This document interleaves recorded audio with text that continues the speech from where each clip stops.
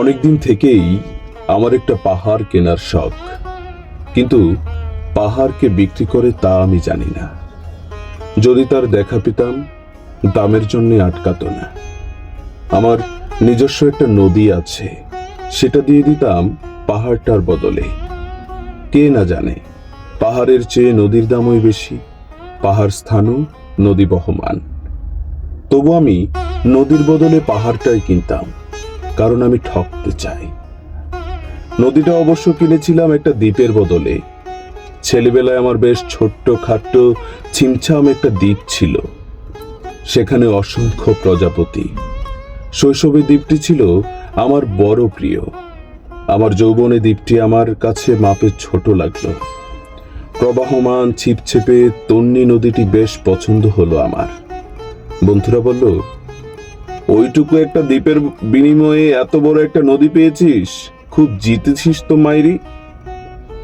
তখন জয়ের আনন্দে আমি বিহ্বল হতাম। তখন সত্যি আমি ভালোবাসতাম নদীটিকে। নদী আমার অনেক প্রশ্নের উত্তর দিত, যেমন বলতো আজ সন্ধেবেলা বৃষ্টি হবে কিনা।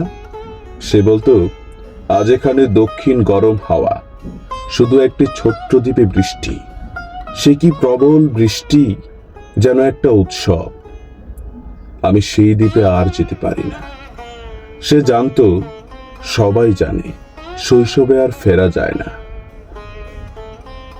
এখন আমি একটা পাহাড় কিনতে চাই।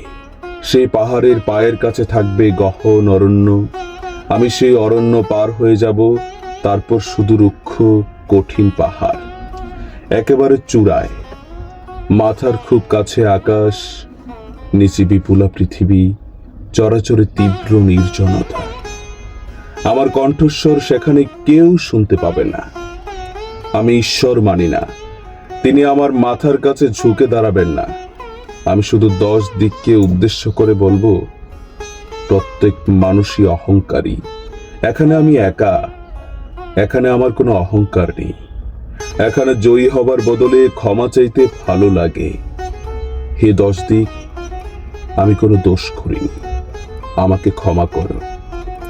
আবৃত্তি করছিলাম সুনীল গঙ্গোপাধ্যায়ের পাহাড় চূড়ায় কবিতাটি।